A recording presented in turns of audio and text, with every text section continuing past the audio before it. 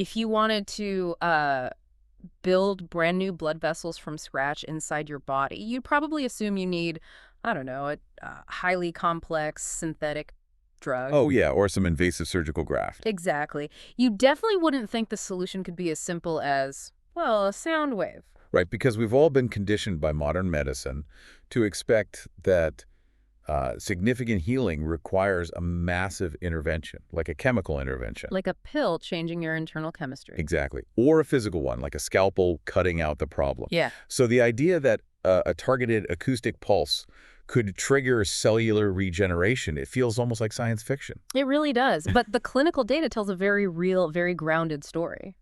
So, welcome to today's deep dive. And you gave us a highly specific, honestly fascinating mission for this one. It's a great topic. We are digging into this massive stack of medical studies and neurological literature to figure out its low-intensity extracorporeal shockwave therapy, which we're just going to call Li-ESWT so we don't run out of breath. Yeah, highly recommend we stick to the acronym. Yeah, right. We're looking at whether Li-ESWT can actually improve localized blood flow. And critically, you specifically asked us to look into whether this therapy restores natural glandular secretion patterns. Which is a very nuanced question. Hmm.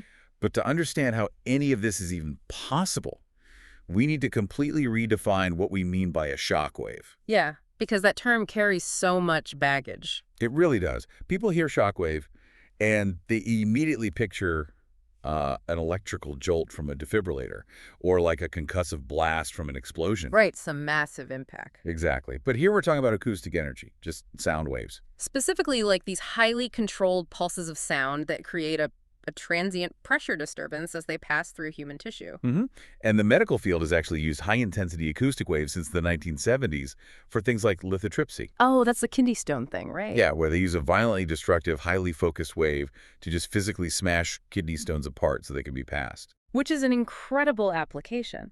But the low-intensity version we're looking at today is a fundamentally different tool. It's entirely non-invasive and painless. Completely painless. A practitioner just applies a contact gel to the skin, kind of like when you get an ultrasound, and uses a handheld wand to deliver the acoustic pulses. So no cutting, no needles. No tissue destruction whatsoever. The entire objective is cellular repair. Okay, so before we get into the specific conditions this treats, we have to look at the underlying biology. Like, how does a sound wave bouncing through the skin actually convince the body to heal? Right, and the literature points to a core biological mechanism for this, which is called mechanotransduction. Mechanotransduction. Okay, let's unpack that. It's simply the process by which a cell converts mechanical energy into a biological signal.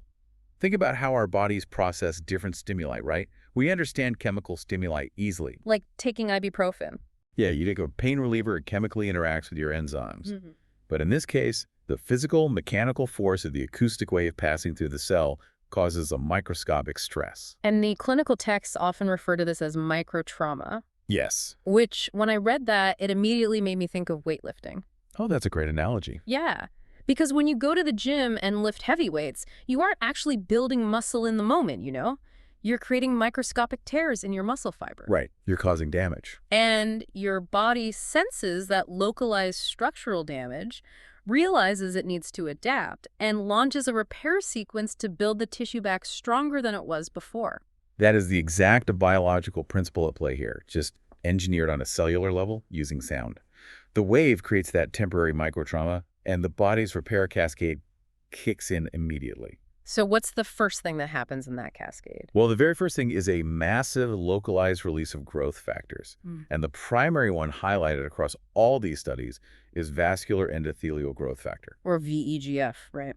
Yeah, VEGF. And VEGF is the body's chemical signal to initiate angiogenesis, which is the literal construction of brand new, healthy blood vessels from pre-existing ones. Exactly. I like to imagine the circulatory system is this complex highway network, and VEGF is the city planner, just sending out an urgent order to build new bypasses and roads in an area where traffic has been completely choked off. I love that. And it goes even further than just building new roads. Mechanotransduction also stimulates the expression of an enzyme called EOS. Endothelial nitric oxide synthase. You got it. And that triggers a surge in nitric oxide, which is a crucial molecule that acts as a vasodilator. Meaning it opens things up. Right. It signals the smooth muscle in your existing blood vessels to relax and widen, which allows a significantly higher volume of blood to flow through. And what makes this technology particularly fascinating to me is the depth of penetration. These focused acoustic waves can travel up to 12.5 centimeters deep inside the body. That's massive. It is. They're reaching internal physiological structures that topical treatments and conventional physical therapy just simply cannot access. And we even have preclinical animal data demonstrating that this acoustic energy acts almost like a beacon. A beacon. Yeah, it recruits dormant stem cells from the surrounding tissue and physically pulls them directly into the targeted area to rebuild the infrastructure. Wow. So since the primary mechanism of action here is generating new blood vessels and optimizing blood flow, I guess it's no surprise that the vast majority of the clinical research is concentrated on conditions rooted in vascular failure. Which takes us directly to the treatment of erectile dysfunction, or ED. Yeah. ED affects tens of millions of men globally, and at its core, it's a problem of compromised hemodynamics. Yes. Over time, factors like natural aging, hypertension, and especially diabetes cause profound damage to the endothelial cells. That's the delicate inner lining of the blood vessels responsible for penile erection, right? Exactly. And the standard of care for decades has relied heavily on oral medications, specifically PDE5 inhibitors, or in more severe cases, localized injections and surgical implants. But the fundamental limitation noted in all the literature regarding those standard treatments is that they are almost entirely palliative. Yes, they just manage the symptom. Right, they treat the symptom for a few hours, you take a medication, you get a temporary functional effect, but the underlying vascular decay is completely unaddressed. Right. You're essentially putting a bucket under a leaking pipe instead of actually fixing the plumbing. That's the perfect way to put it. Whereas low-intensity shockwave therapy attempts to actually restore the natural physiological mechanism. And the pooled clinical data on this is highly compelling. Like, when you look at major systematic reviews comparing men who received a full course of acoustic wave therapy against control groups receiving a fake placebo treatment. Just sham therapies, yeah. Yeah, the results are just stark. The patients receiving the real acoustic therapy demonstrate massive, clinically significant improvements on the standardized scales used to measure erectile function. The Clavio meta-analysis actually showed a 6.4-point improvement for the Li-ESWT group compared to just 1.65 for the placebo group. That is a huge gap, and we understand the mechanics of why that improvement happens based on the angiogenesis we just talked about, right? Exactly. The sound waves are repairing that endothelial lining and ramping up the nitric oxide production so the arteries regain their elasticity and responsiveness. And some of the most interesting animal studies, specifically looking at subjects with severe diabetes, revealed that the acoustic waves weren't just growing blood vessels. No, they weren't. The researchers observed actual signs of regeneration in the local nerve tissue and the smooth muscle inside the penile structure itself. And this is where we see the shift from symptom management to actual disease modification. The tissue is reverting to a younger, healthier baseline. Okay, I'm looking at all this overwhelming data, and I have to play devil's advocate here. Do it. We have a non-invasive therapy with virtually zero side effects that builds new blood vessels and regenerates nerve tissue. If this is truly a restorative cure, why isn't every single urologist prescribing this as the definitive first line of defense? Like, why are oral medications still the default? It's a great question. And the literature provides some vital context on those limitations. First, while the therapy is restorative, it's rarely a permanent, lifelong cure. Oh, really? Yeah. The regenerative effects tend to diminish over a period of 1 to 2 years. Okay, why is that? Well, we have to remember that the underlying causes of the vascular damage, the systemic diabetes, the cardiovascular disease, the relentless process of cellular aging, those don't just stop because you grew some new blood vessels. Oh, I see. So the foundation is still cracking, and the sound waves are just patching it much more effectively than a pill would. Precisely. Patients frequently require ongoing maintenance sessions to sustain the benefits. And the second major hurdle preventing universal adoption is the severe lack of standardized treatment protocols. Meaning doctors don't agree on how to use it. Exactly. The medical community is still debating the optimal dosing. If you visit multiple clinics today, you'll likely encounter entirely different methodologies. Like what? Well, some use a focused acoustic wave, while others use a radial scattered wave. The total number of sessions, the frequency of treatments, and the specific energy intensity, It all varies wildly. Ah, so it's a bit of the Wild West out there. It really is. Until large-scale multi-center trials establish a universal gold standard protocol, results will remain somewhat inconsistent in the broader commercial market. That context is incredibly helpful.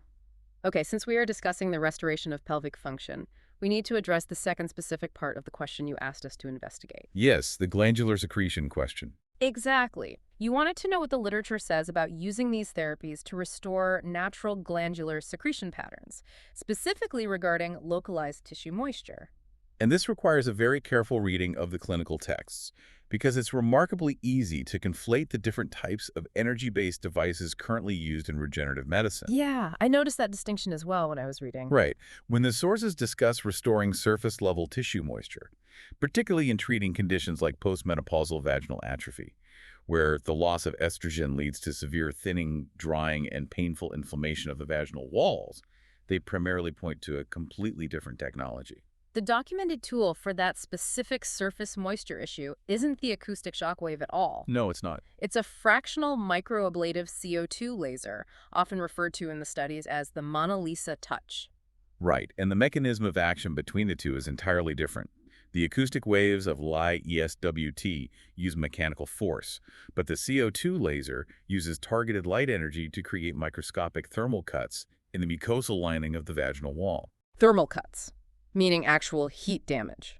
Whoa, okay, that sounds intense. It does, but that controlled thermal injury is what forces the body to dramatically ramp up local collagen and elastin production. It physically draws the specific cells responsible for tissue thickness and natural moisture back to the surface layer. Oh, I see. So, based strictly on the sources provided, if the primary goal is restoring surface glandular secretions and moisture in that context, the laser is the specific tool the data supports, not the sound waves. Correct. However, that does not mean acoustic therapy has no impact on glandular health or the broader pelvic region. Okay, how so?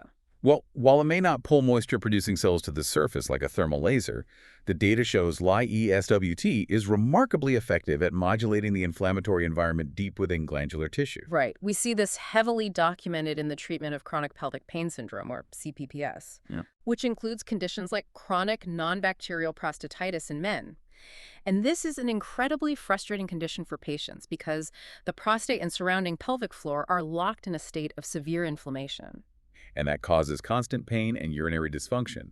And the worst part is, traditional antibiotics or painkillers often do absolutely nothing. But when researchers applied low-intensity acoustic waves to the perineum of patients suffering from CPPS, they observed significant reductions in pain scores. And marked improvements in urinary function. Because the sound waves are essentially interacting with the pro-inflammatory cytokines, right? Yes, those are the chemical messengers actively sustaining the inflammation. The sound waves downregulate them. It forces the inflamed prostate area to abandon its chronic inflammatory cycle and just return to a stable, healthier baseline. And if we look at that mechanism, the ability of sound waves to reduce inflammation, recruit stem cells, and trigger new blood vessel growth in the pelvis, it led researchers to test this technology on one of the most widespread and poorly treated conditions in female health. Urinary incontinence. Specifically, stress, urinary incontinence, or SUI, and overactive bladder. SUI is the involuntary leakage of urine during moments of physical exertion, laughing, coughing, sneezing, or lifting. It affects millions of women and drastically degrades their daily quality of life. And the underlying cause is typically a weakened urethral sphincter and degrading supportive tissue in the pelvic floor. Exactly. To understand why acoustic therapy is such a massive paradigm shift here, you have to look at the traditional surgical standard of care for severe SUI. Oh, it's brutal. It is. Surgeons physically implant a synthetic mesh sling, essentially a small plastic hammock under the urethra to structurally support it. And the complications associated with these synthetic meshes are just devastating. There are documented risks of the mesh eroding through the delicate vaginal wall into surrounding organs. Which causes debilitating chronic pain, severe scarring, massive infections. It's horrific. So the medical field has been desperate for a non-invasive regenerative alternative. And when researchers began testing focused acoustic waves on the female pelvic floor in preclinical animal models, the results were extraordinary. What did they find? The acoustic energy didn't just tighten existing tissue, it actively mobilized tissue-resident stem cells. Wait, tissue-resident stem cells, are those different from regular stem cells? Yeah, they are dormant stem cells that natively exist right there in the tissue, simply waiting for a biological command to activate. And the mechanotransduction provided that exact command. Exactly. Those stem cells physically regenerated the urethral sphincter muscle itself, drastically improving the functional leak point pressure of the tissue. That's incredible. And when this was translated into multi-center human trials, like the 2021 LINS study, the clinical outcomes mirrored those early models perfectly. They really did. Women receiving the acoustic wave therapy experienced highly significant reductions in urine leakage, fewer urgency symptoms, and massive improvements in their overall quality of life scores. And those regenerative benefits persisted for months after the final session. Because they actually rebuilt the tissue. Right. So instead of cutting a patient open to insert a synthetic structural patch that carries enormous risks, we are sending an acoustic blueprint into the pelvis, commanding the body's native stem cells to rebuild the natural muscular hammock from the ground up. And the procedure requires no anesthesia, takes roughly 20 minutes in a clinical setting, and has zero downtime. It is a fundamental shift from structural patching to true cellular regeneration. It really is. And this raises a profound logical question.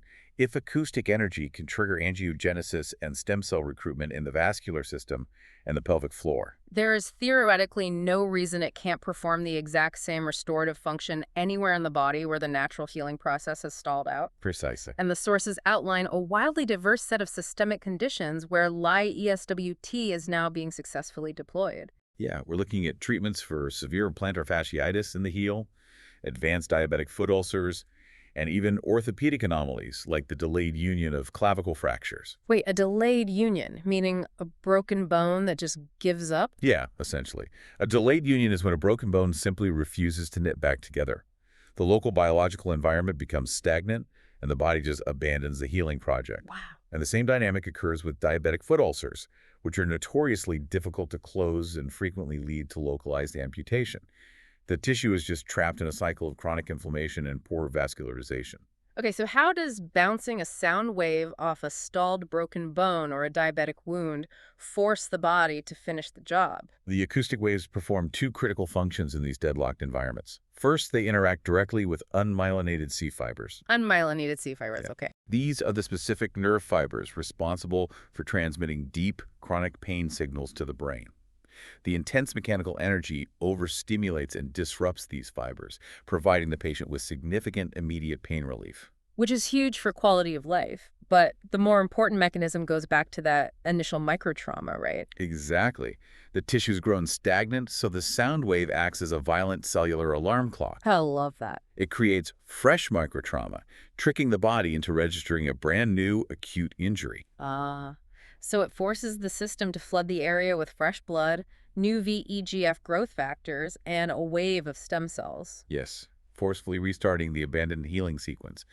In the studies analyzing diabetic ulcers, the patients treated with acoustic therapy achieved complete wound closure and tissue regrowth at significantly higher rates than those receiving standard wound care. It's just wild. We have covered a vast amount of complex biology today, but we set out to answer your question about how sound could possibly heal the body, improve blood flow, and impact glandular function. And what the clinical literature reveals is that low-intensity extracorporeal shockwave therapy is not actually healing you directly. No, it's using the mechanical pressure of sound to forcefully command your own biology to execute an elite repair sequence. It demands the release of growth factors, it constructs entirely new vascular networks, it recruits dormant stem cells to rebuild degraded muscle and nerve tissue. And it disrupts the pathways of chronic pain. It is slowly redefining our approach to complex, stubborn conditions across multiple medical disciplines. We are moving past the era of merely managing symptoms and patching leaks. We really are. But as we wrap up today's deep dive, there is one final, incredibly provocative concept we need to leave you with. Let's hear it. So everything we have discussed today revolves around using this acoustic technology to repair things that are already broken. Right, calcified arteries, torn fascia, weakened sphincters, stalled wounds. But if we possess the technology to use targeted sound waves to command our localized stem cells to wake up, to grow fresh blood vessels, and to proactively rebuild tissue on demand... Oh, I see where you're going with this. Right. How long until we move beyond merely fixing injuries? Could we eventually see a future where acoustic therapy is used as routine preventative maintenance? Exactly. Imagine using sound waves to systematically pause or even reverse the cellular aging of our organs before they ever have a chance to fail. That completely changes the horizon of what regenerative medicine might look like in our lifetime. Keep that in mind next time you think about the future of healing. Until next time, keep questioning and keep diving deep.